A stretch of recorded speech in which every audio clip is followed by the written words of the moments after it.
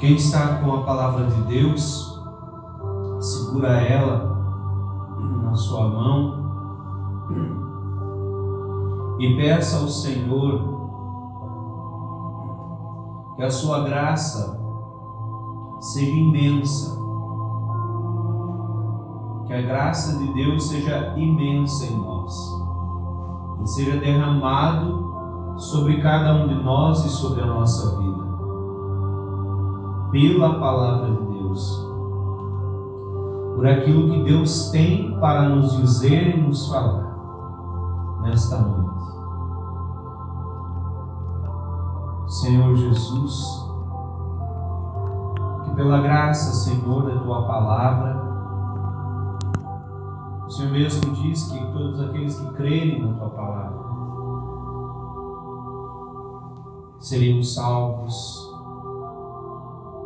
Que Tua palavra é como uma espada de dois gumes, que discerne, divide alma e espírito, o certo do errado, o bem do mal.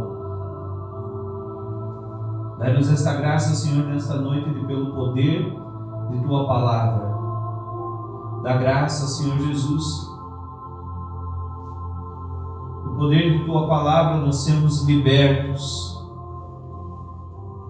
purificados pela Tua palavra, purificados pela graça que o Senhor tem para derramar sobre nós nesta noite, Jesus.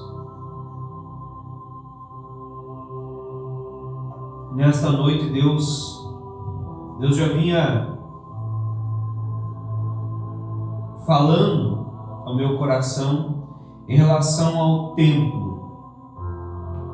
Do que é o templo? Do que é o templo de Deus? Nós sabemos que nós somos o templo, mas o valor do templo, nós somos o templo do Espírito Santo, mas o valor do templo, aquilo que Deus deixou para nós como referência. E olhando para isso, o templo físico, o templo que são as paredes, a construção, mas também o templo espiritual, o templo do Espírito. Se você está com a tua palavra, a Bíblia, na tua mão, na tua casa, pegue em 2 Crônicas, capítulo 7.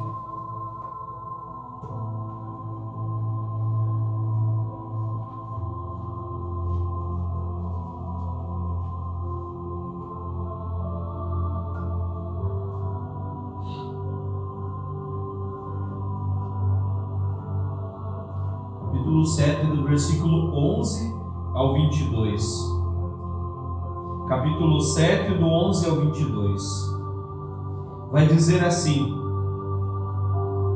aparição de Deus a Salomão. Acabara, pois, o rei o templo e o palácio real. Tinha levado a bom termo tudo o que tencionava fazer no templo do Senhor e em sua própria residência. Durante a noite, o Senhor lhe apareceu. Ouvi, disse ele, tua oração. Escolhi este lugar para que seja o templo no qual me oferecerão sacrifícios.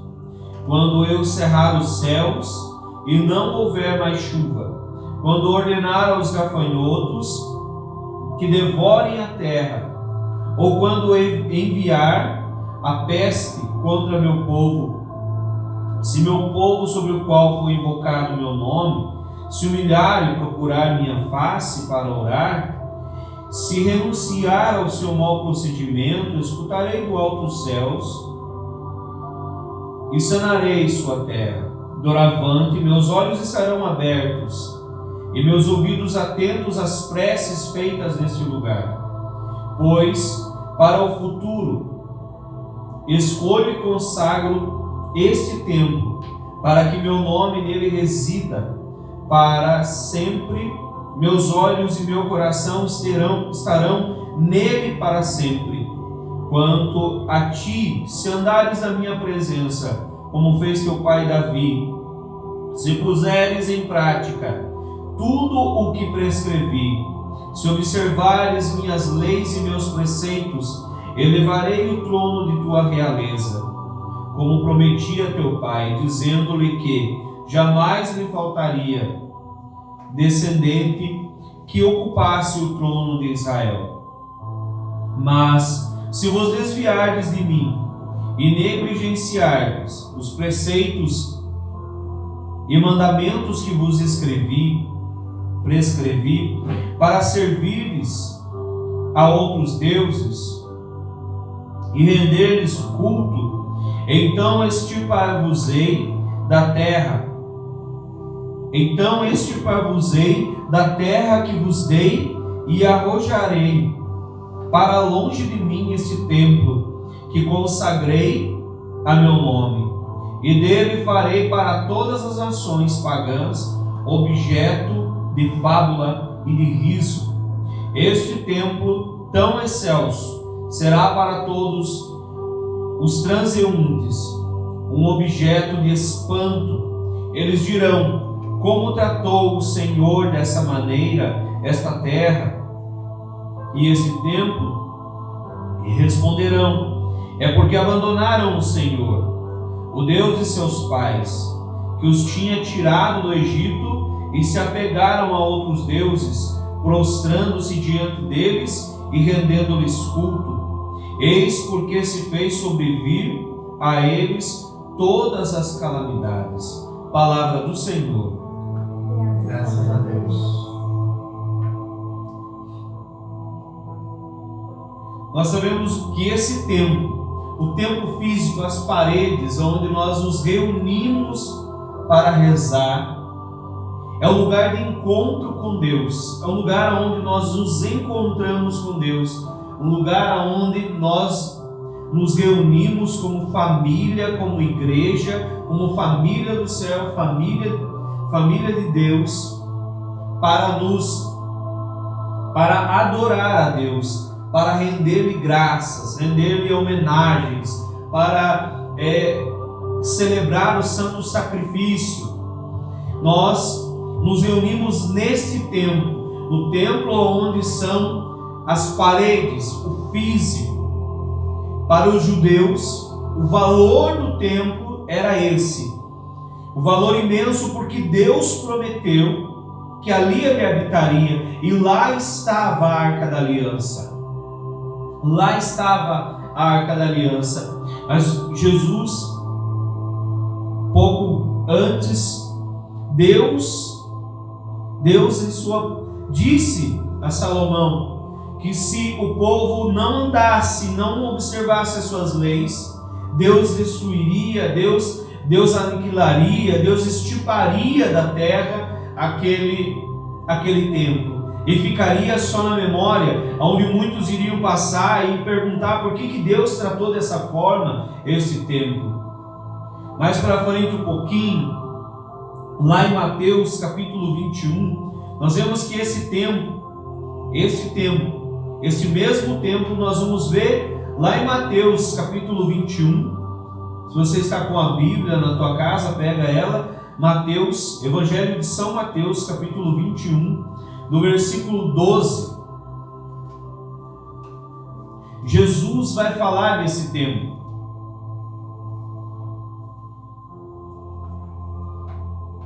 Onde no versículo 12, no capítulo 21, vai dizer assim: Jesus entrou no templo e expulsou dali todos aqueles que se entregavam ao comércio, derrubou as mesas dos cambistas e os bancos dos negociantes de pombas, e disse-lhes: está escrito, minha casa é uma casa de oração, mas vós fizeste dela um covil de ladrões.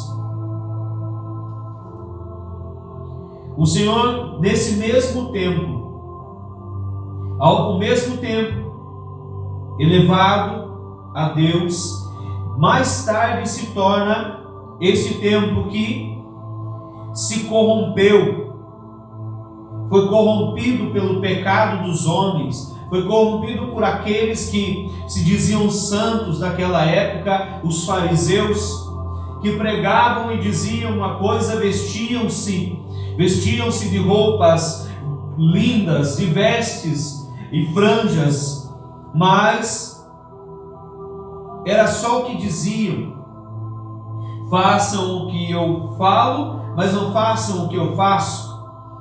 Jesus vai comparar eles mais para frente um pouco como um sepulcro caiado, por fora bonito, mas por dentro podre, por dentro um cadáver, por dentro todo deteriorado. Esse templo físico onde Jesus fala, para frente um pouco, Jesus vai dizer, lá em Mateus, um pouquinho atrás, Mateus capítulo 4, para que nós possamos entender, capítulo 24, capítulo 24, versículo 1 ao 2.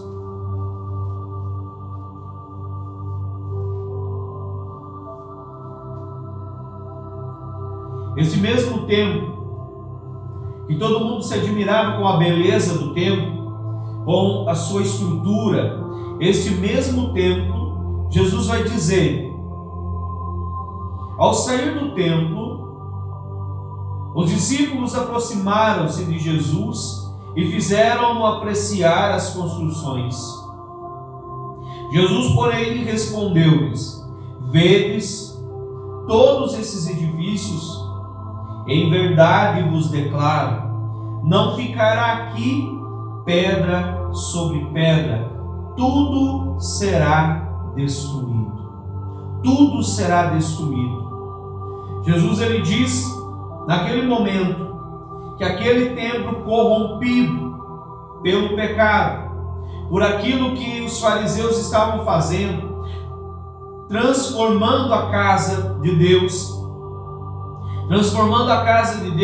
num lugar de comércio, num lugar de vendas, onde eles cobravam do povo para oferecer os sacrifícios no altar, cobravam um preço enorme. O templo tinha se transformado numa forma de enriquecer, de ganhar dinheiro, de ganhar bens, de eles enriquecerem às custas do povo, às custas dos sacrifícios oferecidos a Deus, sacrifícios que eram para ser oferecidos a Deus. Eles se aproveitavam daquilo para enriquecer e arrecadar toda a riqueza possível. Mas Jesus, ele vai dizer nesse evangelho que esse templo não sobraria pedra sobre pedra. E em outro lugar Jesus diz, em outra parte do evangelho, Jesus vai dizer que ele derrubaria o templo e edificaria em 3 dias, mas Jesus estava falando do que? Dele, que é o verdadeiro templo. Ele que é o verdadeiro templo, onde ele seria crucificado, morreria, desceria à mansão dos mortos, mas ao 3º dia ressuscitaria. Todos duvidavam, os fariseus duvidavam e diziam: como ele derrubará este templo e reerguerá em 3 dias? Jesus falava dele, ele que é o verdadeiro templo. Ele é o verdadeiro templo. É o Senhor que é o verdadeiro templo. Esse templo físico verdadeiramente foi destruído, foi aniquilado, foi um templo corrompido. O templo físico, paredes foram derrubadas, foram aniquiladas por Deus. O véu se rasgou de cima a baixo quando Jesus na crucificação dá o seu último suspiro na cruz. Houve tremor de terra e ali o templo se destruiu, foi destruído. Paredes racharam de cima a baixo. Aquele templo não sobrou pedra sobre pedra. Falando desse templo e comparando com o templo, nós falamos desse templo que para os judeus tinha um outro valor,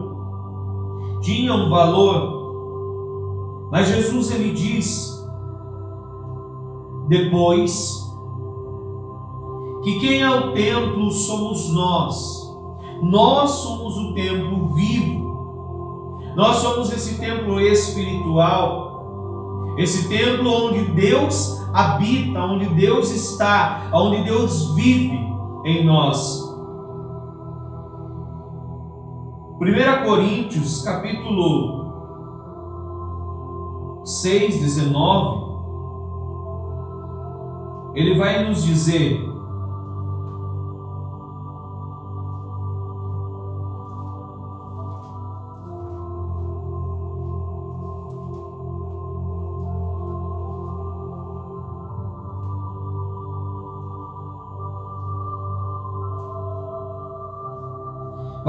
assim: ou não sabeis que o vosso corpo é templo do Espírito Santo que habita em vós, o qual recebeste de Deus, e que por isso mesmo já não vos pertenceis?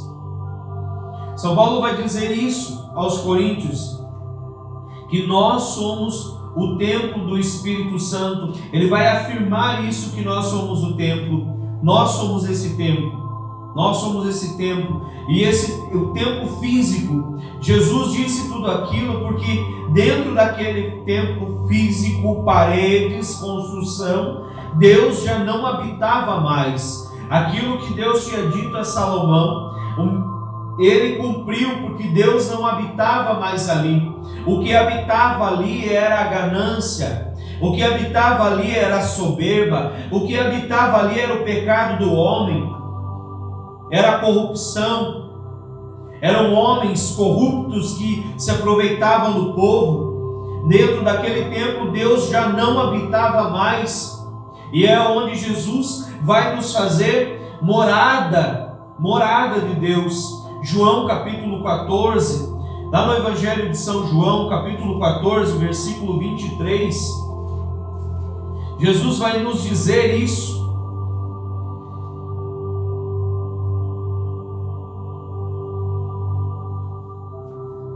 João capítulo 14, versículo 23, ele vai dizer assim: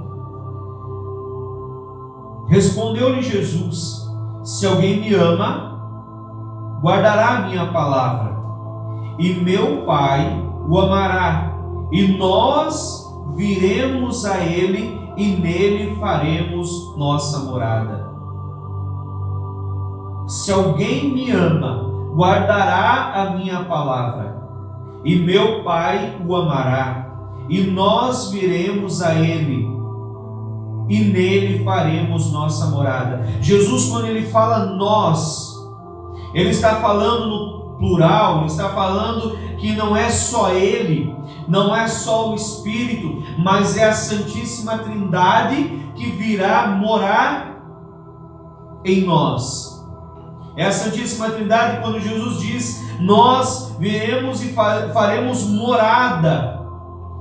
Nós viremos a ele e nos faremos nossa morada. Nós somos morada porque onde nós recebemos Jesus, Deus Pai, Deus Filho e Deus Espírito Santo, senão no dia do nosso batismo, quando somos batizados. No dia em que somos batizados, o Pai, o Filho e o Espírito Santo fazem morada em nós, porque somos batizados no nome do Pai, do Filho e do Espírito Santo. Então por isso aí nos tornamos morada de Deus, templo do Espírito Santo, templo onde habita Deus, templo onde Deus vem fazer morada em nós, onde Ele vem morar em nós, onde Ele vem fazer ali o seu lugar, o lugar de encontro. O lugar de encontro com Deus é dentro de nós. Por isso Jesus vai dizer no Evangelho: quando quiseres rezar, se fecha no teu quarto, na intimidade do teu quarto. Jesus está dizendo no íntimo, dentro de você, para que você possa encontrar Deus. Deus mora dentro de você. Procuramos Deus em vários lugares, em muitos lugares, mas esquecemos que Deus está muito mais próximo do que nós imaginamos, Deus está fazendo morada em nós, Deus mora em nós. E quando silenciamos, quando Jesus diz, quando silenciai, vai para dentro do teu quarto, fecha a porta, Jesus está dizendo para que entremos na intimidade, no silêncio interior de nossa alma, do nosso coração, porque é lá que habita Deus, é lá que está habitando o Senhor nesse momento, e é lá que nós encontraremos Deus, lá que nós encontraremos o Senhor, é no íntimo de nossa alma, porque Ele faz morada em nós, Ele faz morada em nós. João, lá em João mesmo, capítulo 14, versículo 23, ele vai afirmar isso, que não é só Ele que vem fazer morada, não é só Deus Pai que vem fazer morada, não é só o Espírito Santo, porque os três são um, e são eles que vêm fazer morada em nós, Deus Pai, Deus Filho e Deus Espírito Santo. Todos aqueles que são batizados são morada de Deus. É pelo batismo que somos morada de Deus, nos tornamos morada de Deus, nos tornamos templo de Deus. É pelo batismo. Fora do batismo, nós não somos morada de Deus. Somos uma casa vazia, um templo vazio, onde Deus não habita. Onde Deus não habita. E um único jeito, da mesma forma que o templo físico, e falamos agora do templo físico corrompido, também que nós somos morada de Deus, e agora eu quero entrar no assunto que eu queria.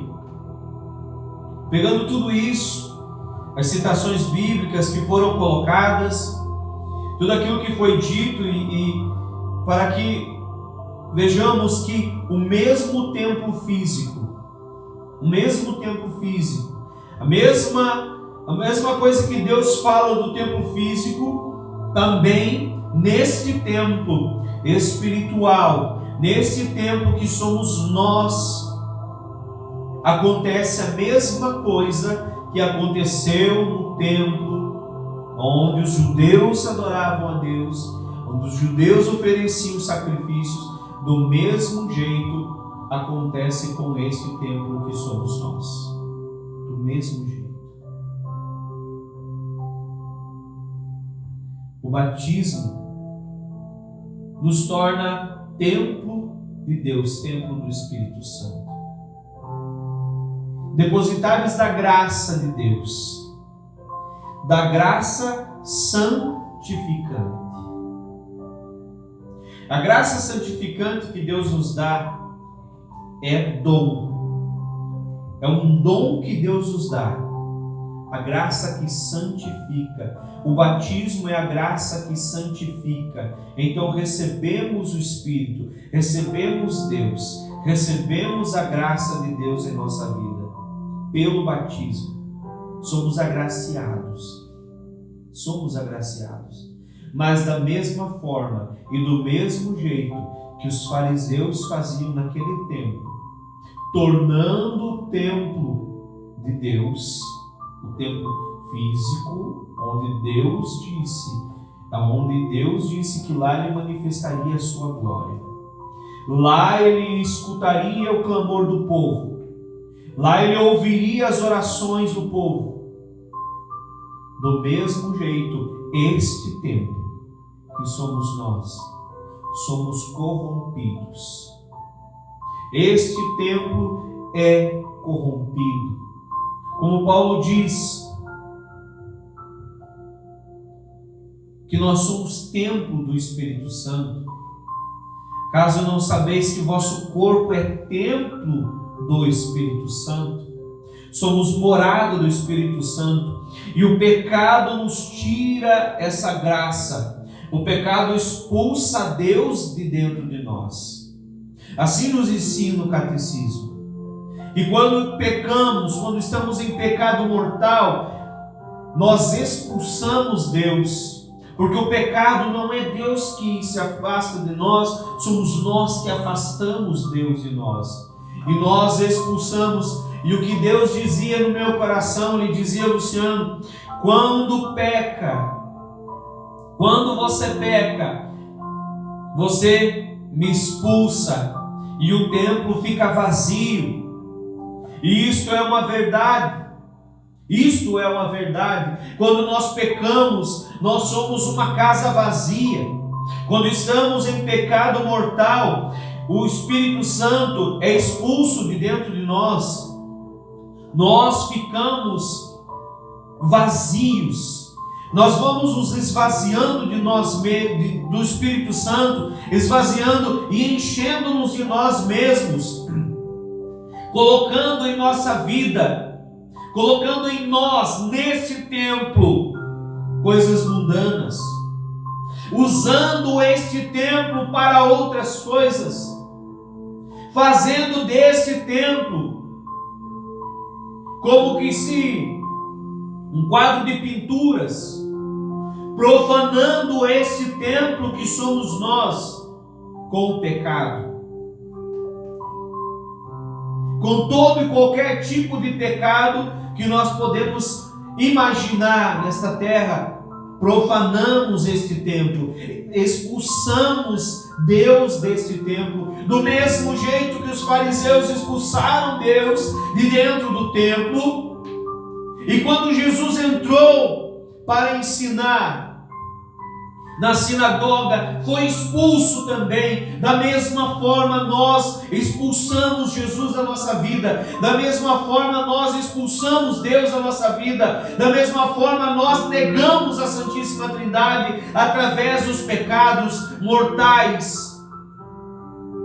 Quando estamos em pecado mortal, eu peguei algumas frases de santos e de padres que vai dizer assim: a maior de todas as desgraças não é perder a saúde, ver a fazenda ser leiloada, saber que o carro foi queimado e a casa destruída por um terremoto, mas sim cair no pecado mortal. Essa é a maior de todas as desgraças, porque esse pecado expulsa Deus da alma. Quem não possui Deus é desgraçado, está fora da graça de Deus.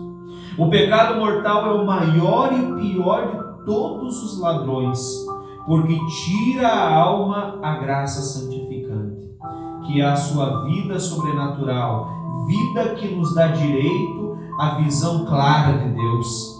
Depois da morte, isto é a vida eterna da glória. O Catecismo da Igreja Católica vai nos dizer que o pecado mortal toca na vitalidade, ou seja, toca na graça que nos leva à vida. E que vida é essa? A vida eterna.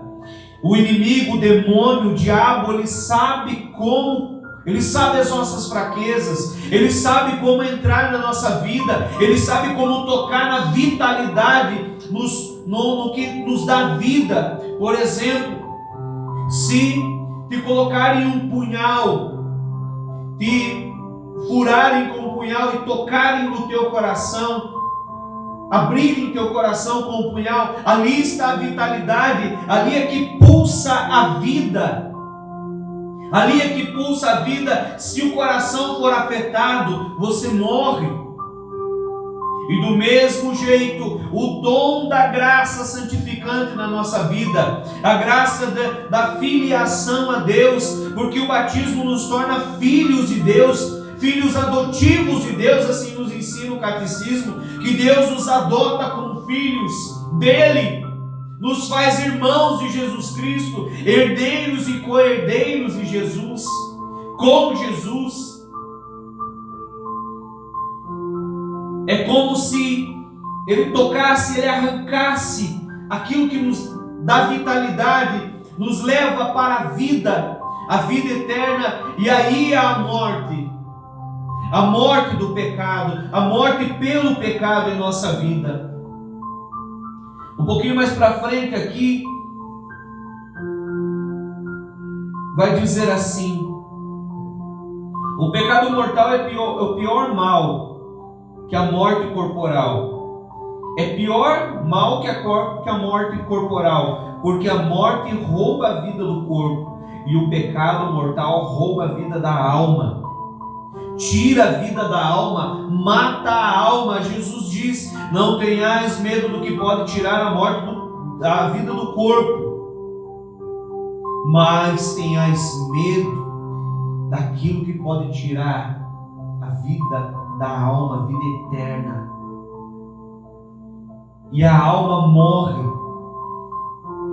Um pouquinho mais para frente, vai dizer: o pecado mortal é o horror dos horrores.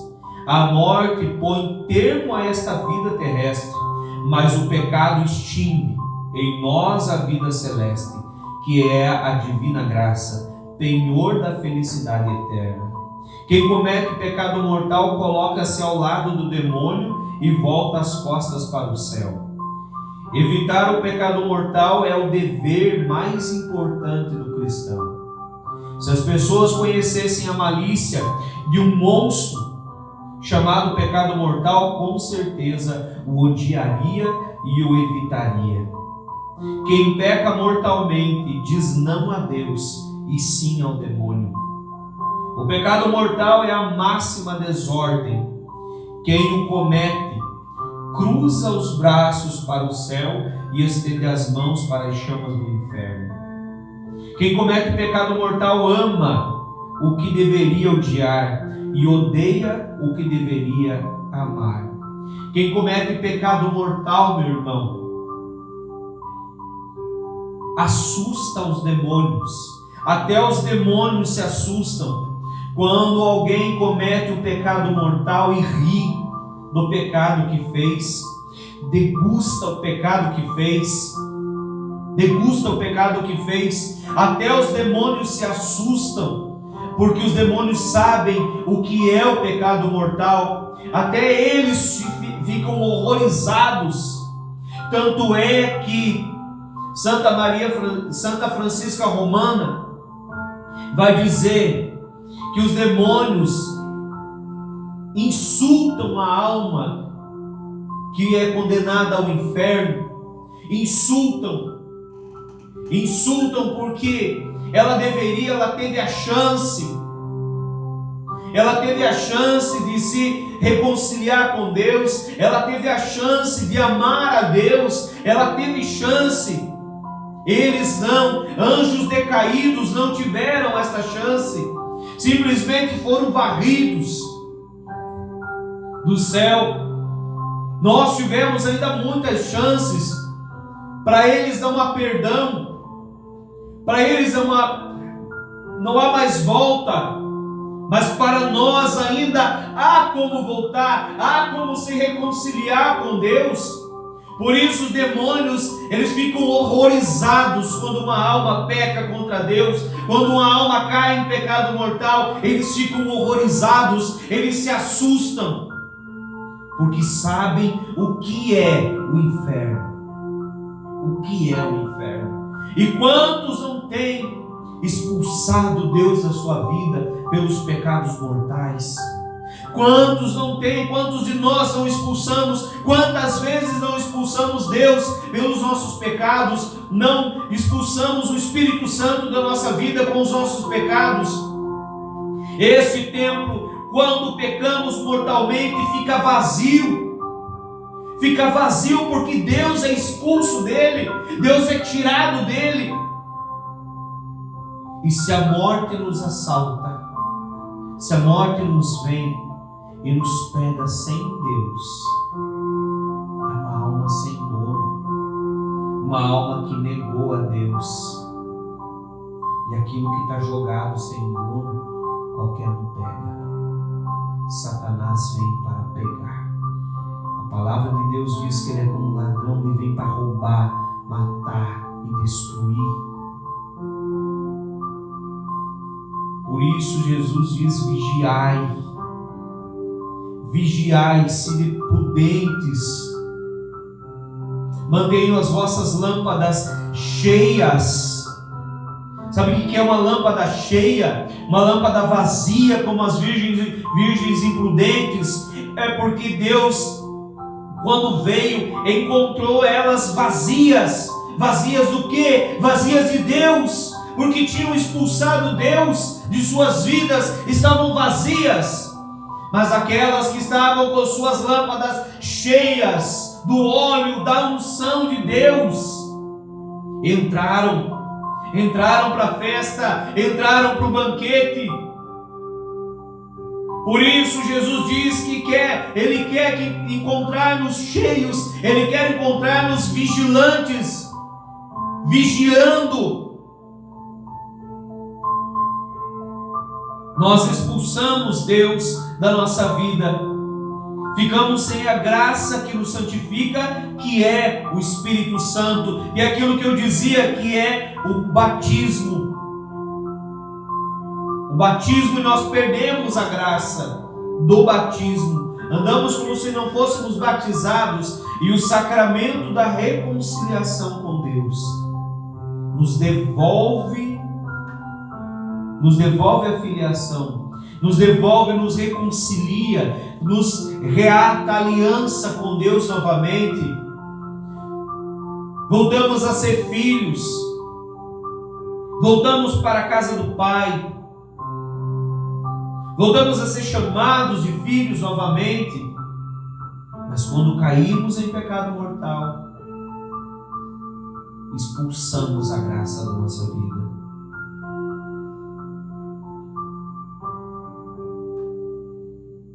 E continuando aqui nas frases, vai dizer assim: Lúcifer soltou contra Deus o primeiro grito de revolta: não te servirei. Quem peca mortalmente diz também ao Senhor que não quer servir. A pessoa que vive com a graça santificante na alma assemelha-se aos anjos, mas quem peca mortalmente nivela-se aos animais irracionais, pois com eles pôs o seu fim último na satisfação dos apetites. É tão grande a fealdade do pecado mortal que a alma que comete assemelha-se ao corpo em decomposição. É como se tivesse apodrecido, podre. O pecado mortal é tão horrendo e pavoroso que aquele que o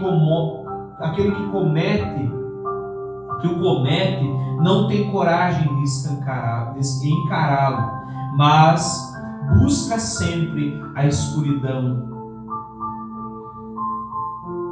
Milhares de pessoas conhecem o horror, a fealdade e as consequências do pecado mortal, e não obstante continuam a cometê-lo, como se tomassem um copo d'água na hora da sede. Desprezam a Deus e se abraçam com o demônio para sentirem 1 minuto de prazer. Em 1 minuto de prazer, somos lançados ao inferno, condenados ao inferno. E quantos de nós não temos profanado este templo que somos nós? São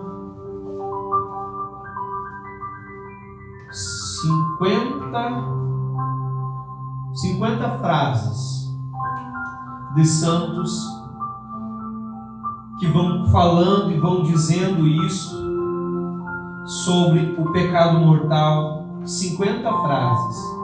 Mas eu gostaria de pegar uma aqui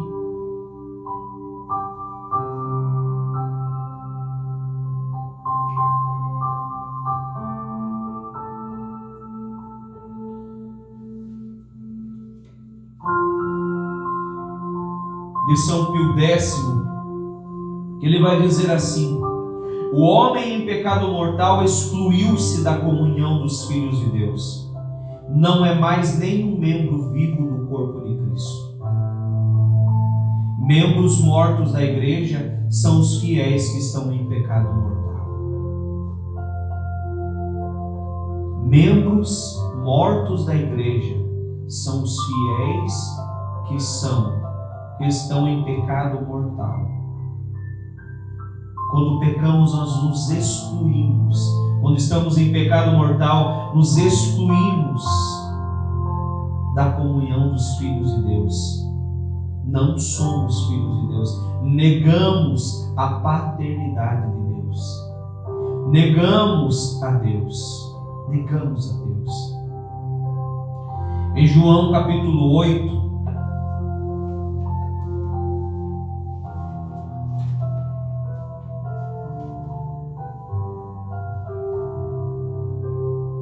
vai dizer, Evangelho de São João, capítulo 8, versículo 44.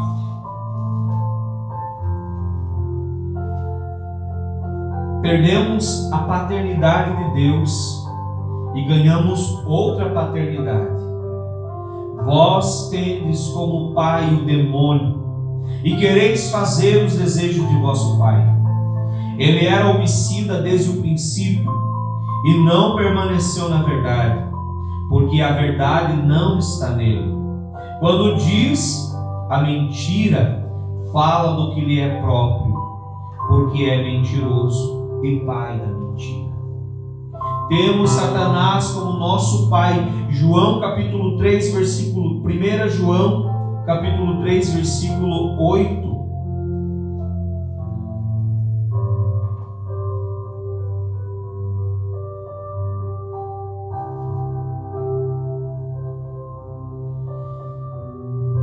Vai dizer assim: aquele que peca é do demônio, porque o demônio peca desde o princípio. Eis porque o Filho de Deus se manifestou para destruir as obras do demônio. Todo que é nascido de Deus não peca, porque o germe divino reside nele, e não pode pecar, porque nasceu de Deus. É nisto que se conhece quais são os filhos de Deus e quais os do demônio. Todo que não pratica a justiça não é de Deus, como também aquele que não ama o seu irmão. É conhecido quem é filho de Deus e quem não é. Quando nós pecamos, perdemos a paternidade de Deus. Negamos a paternidade de Deus. E assumimos o demônio como nosso pai. E nós sabemos o que nos espera aqueles que estão em pecado mortal.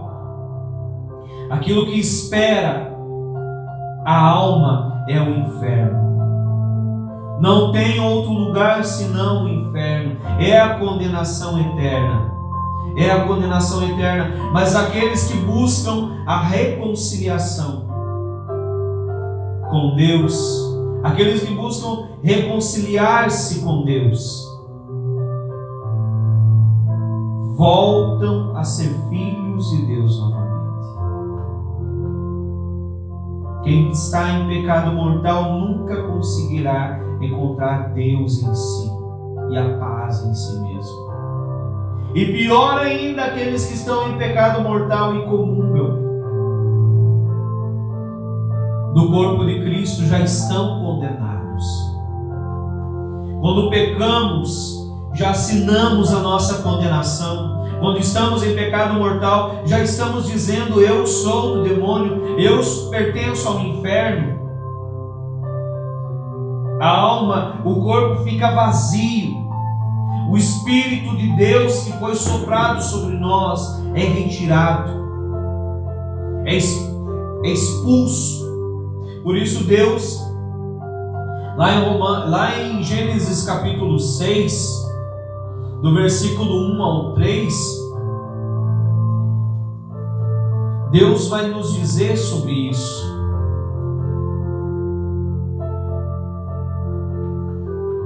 Quando os homens começaram a multiplicar-se sobre a terra, e lhes nasceram filhas, os filhos de Deus viram que as filhas dos homens eram belas, e escolheram esposas entre elas.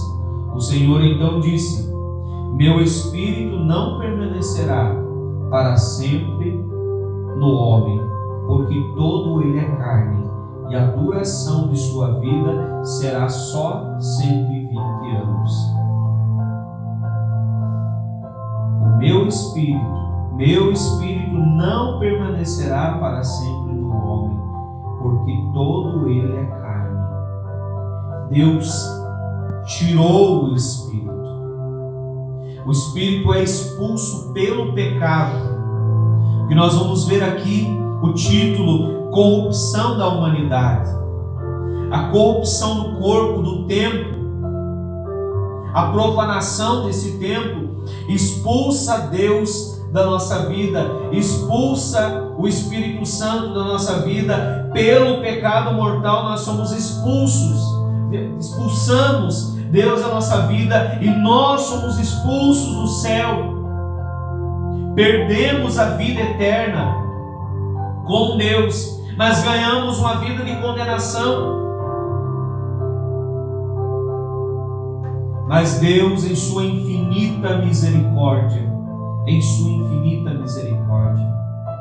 nos deixou os sacramentos. Domingo agora passado nós comemorávamos a festa da Divina Misericórdia,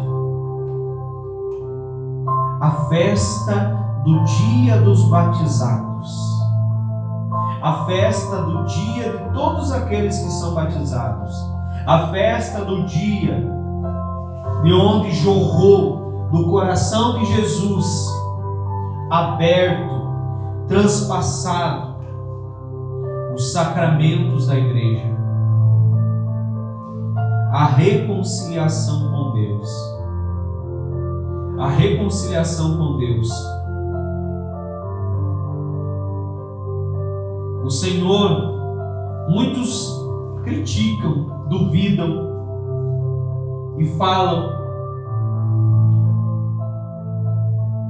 porque me confessar com um homem que é igual eu, confessar com gente que é igual eu, com padre, com esse saiudo, com não sei o quê, e que usa batina, ele não sabe de nada. Jesus conferiu a eles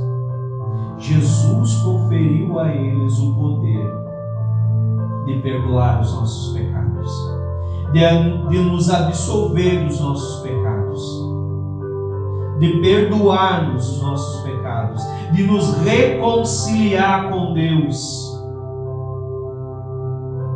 de voltar à graça santificante, de nos devolver a Deus novamente, de infundir em nós e receber uma nova, no sacramento da reconciliação, no sacramento da penitência, da confissão, nós recebemos uma nova efusão do Espírito Santo novamente, nós recebemos a graça santificante, ou seja, é como se fôssemos batizados, renovado o batismo em nós. Naquele momento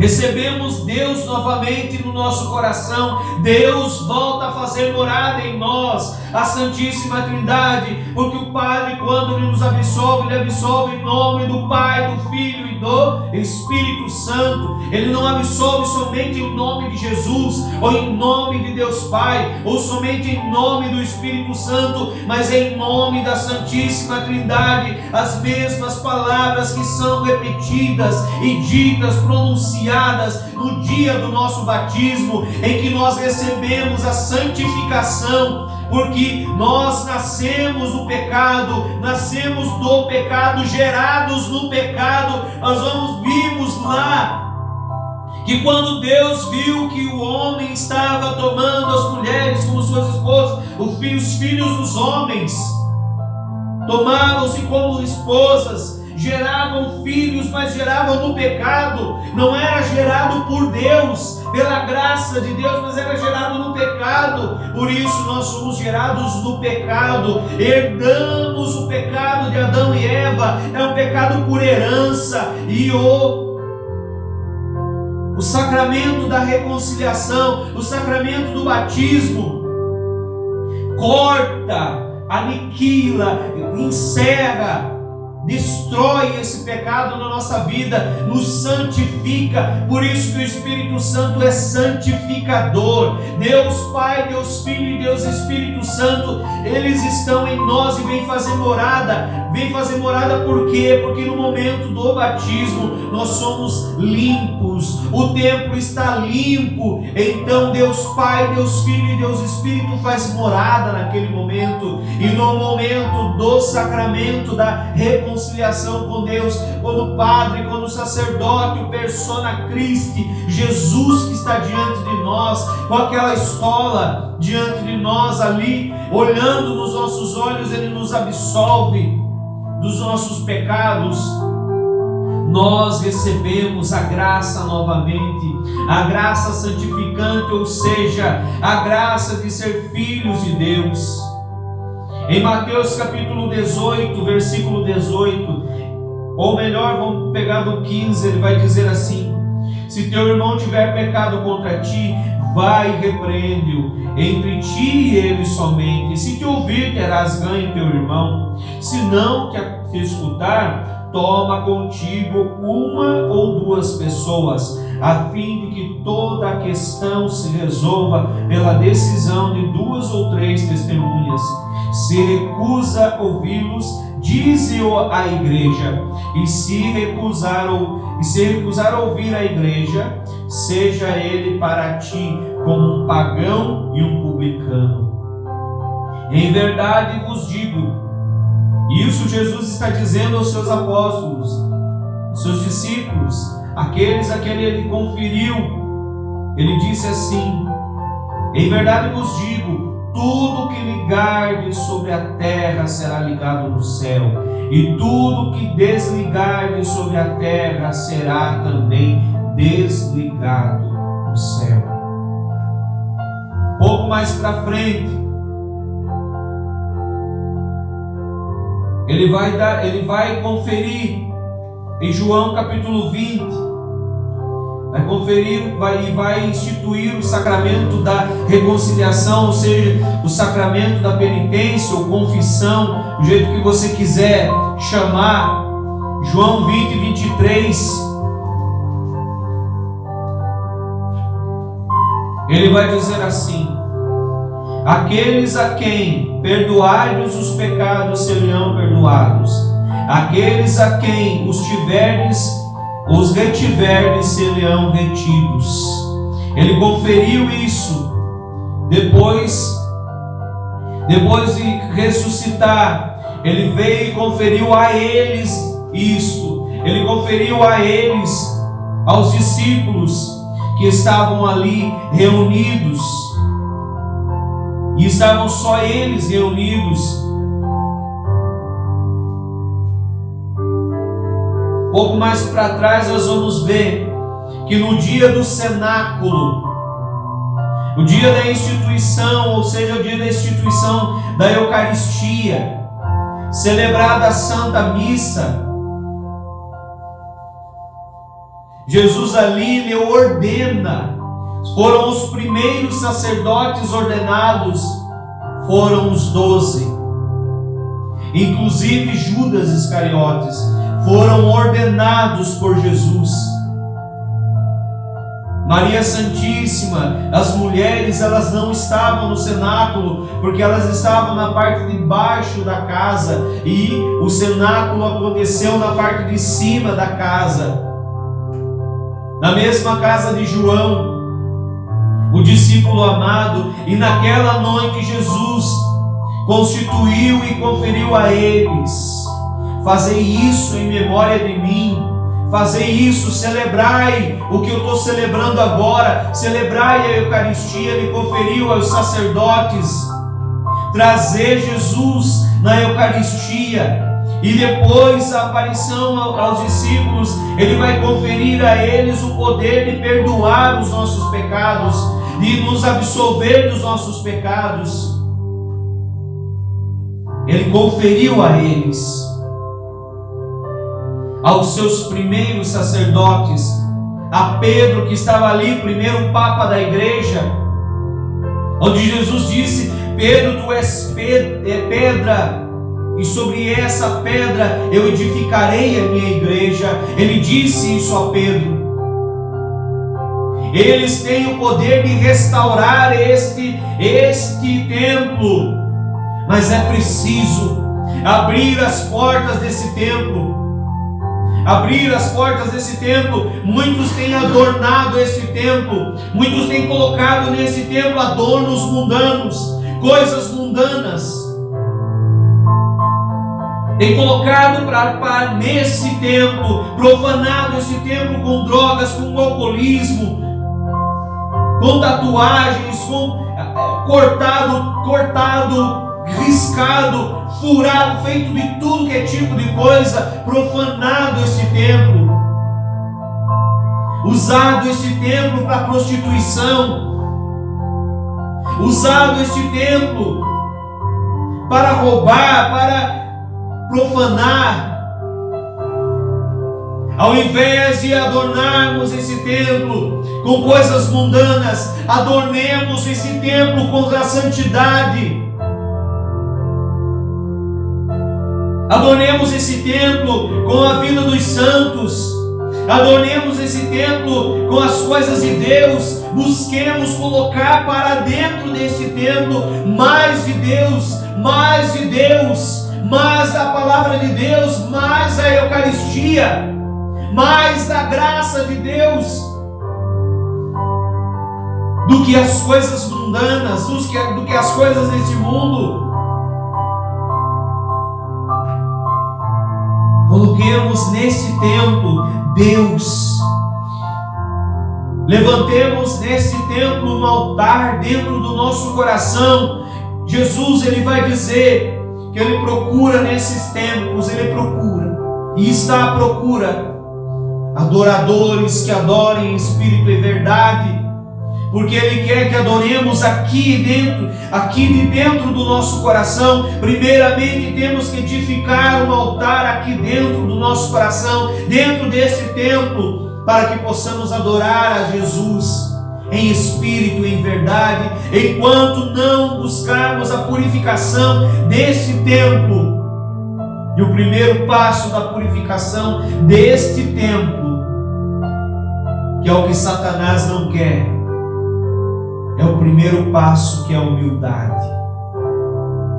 E o primeiro passo da humildade, um dos primeiros passos, é reconhecer-se pecador. É reconhecer que é pecador, é reconhecer que é um mísero pecador, um miserável, e se abaixar diante de Deus e voltar para Ele, voltar para diante de Jesus e dizer: Senhor, eu pequei, Senhor, eu necessito do Teu perdão. Buscar a Deus verdadeiramente. Santifiquemos e purifiquemos este templo,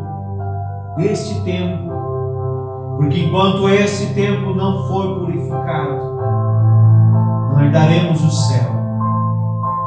Só os puros entrarão no céu, somente os puros de coração, somente os templos que estão puros. E nós conhecemos tantos e tantos santos que de tanta pureza, que não, o corpo, a carne não se apodreceu, como São Padre Pio, Santa Catarina de Sena,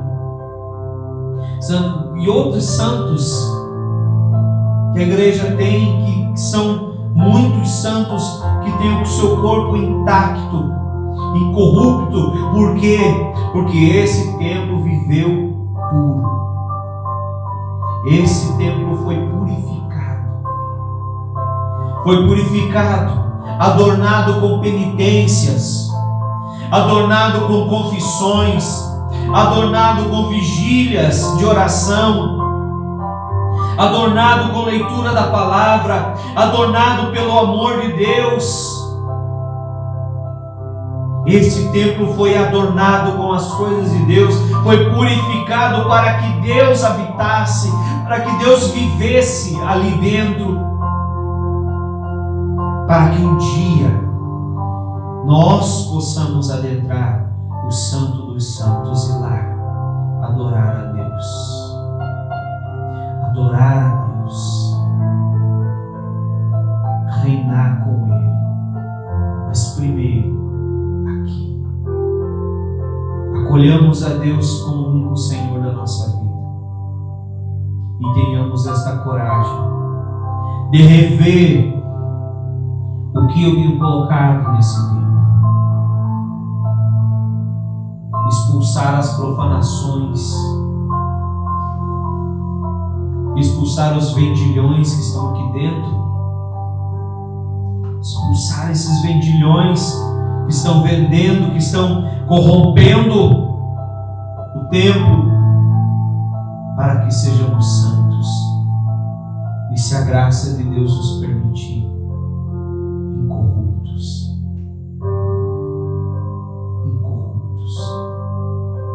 Sem a corrupção do pecado.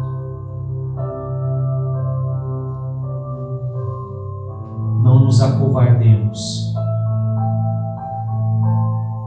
Um dos pecados contra o Espírito Santo e que expulsa o Espírito Santo da nossa alma, da nossa vida, é não acreditar e não confiar mais na misericórdia de Deus.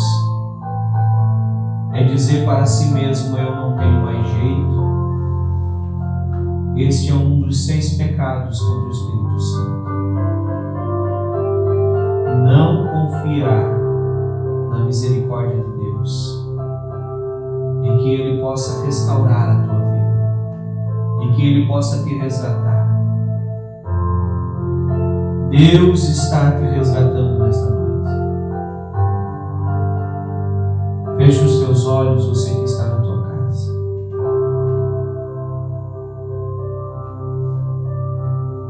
Feche os teus olhos.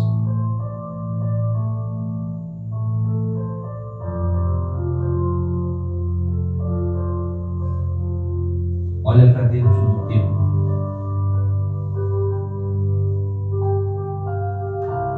Olha para dentro do templo que é você. E veja quantas coisas adentraram esse templo. Ídolos que você colocou para dentro desse templo. As idolatrias.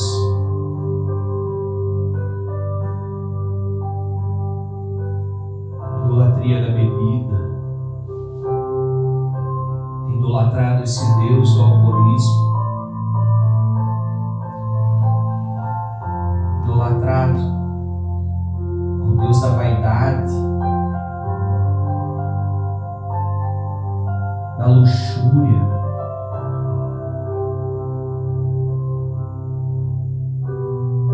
da ganância, do orgulho. Expulsa esses ídolos de dentro do templo. Porque esse templo é templo do Espírito Santo. Expulsa os vendilhões que estão dentro desse templo. Expulsa de dentro de você. Vamos expulsar da nossa vida. Olha e encara esses vendilhões como Jesus encarou-os. E virou as mesas, abriu, quebrou as gaiolas, chicoteou aqueles que estavam lá com a trança de corda.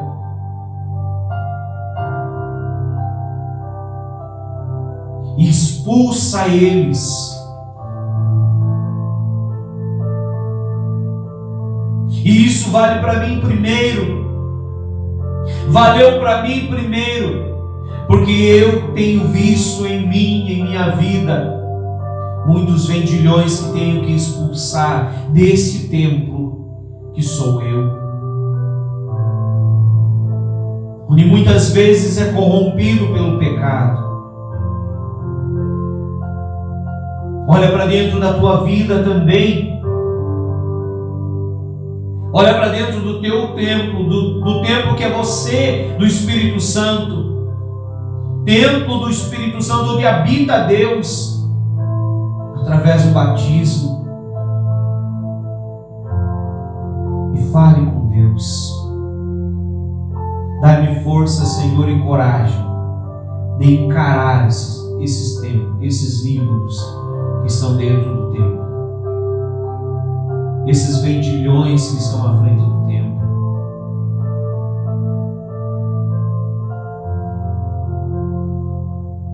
Encara eles e vai dizendo: eu te expulso, sai da minha vida. Vai fazendo essa oração de renúncia e dizendo: eu te expulso da minha vida, saia em nome de Jesus da minha vida. Vai dizendo: pecado da soberba, ídolo da soberba, eu te expulso da minha vida, saia em nome de Jesus. Vai dizendo isso. Não é para você lembrar do teu marido, da tua esposa, do teu filho. Não. É você com Deus. É você com Deus.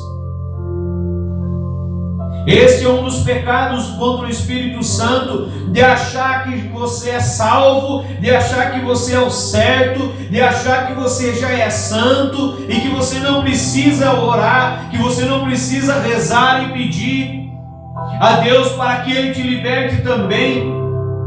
Achar-se merecedor já do céu, salvo. Este é um dos pecados contra o Espírito Santo.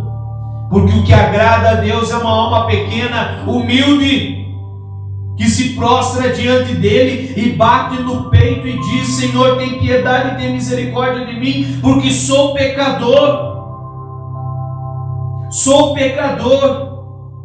Engana-se, a palavra de Deus diz: engana-se aquele que diz não ter pecado.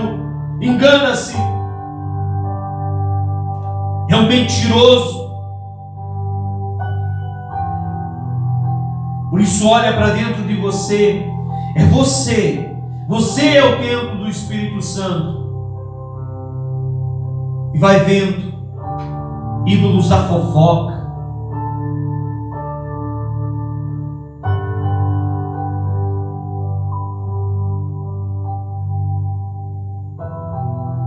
Ídolos da luxúria, do adultério, da blasfêmia contra Deus, da murmuração.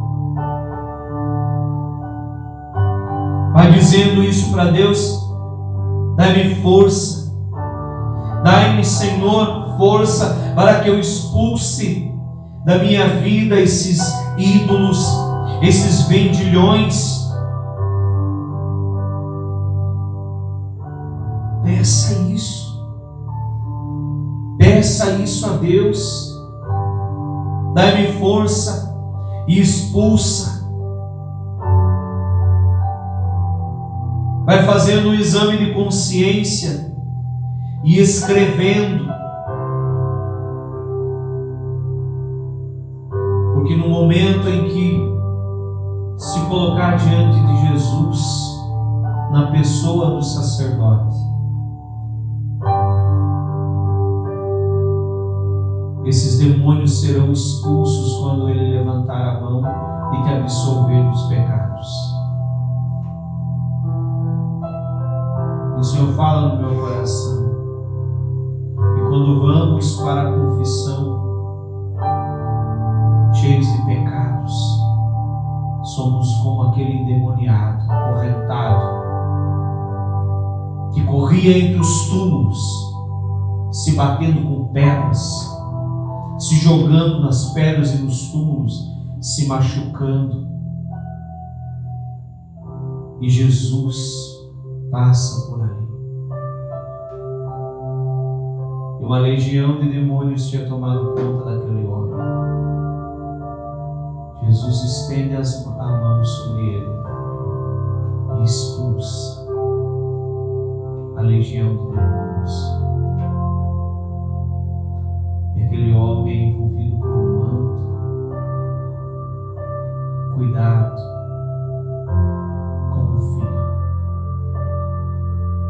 somos nós.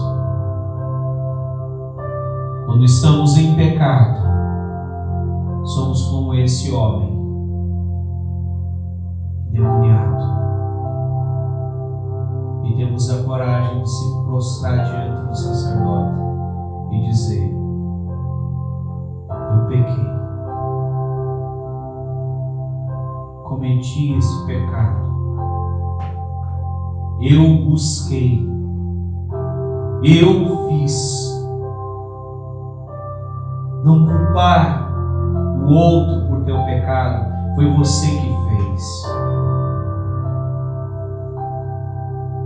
E assim, sim, Jesus estenderá a mão sobre você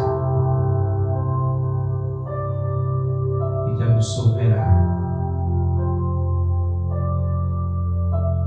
te perdoará dos pecados. E todos esses ídolos, demônios, feitiços, serão expulsos do templo que é você, que é o Espírito Santo. Templo do Espírito Santo e morada de Deus, morada da Trindade, a Santíssima Trindade. E teu coração será um altar onde Deus é exaltado, amado.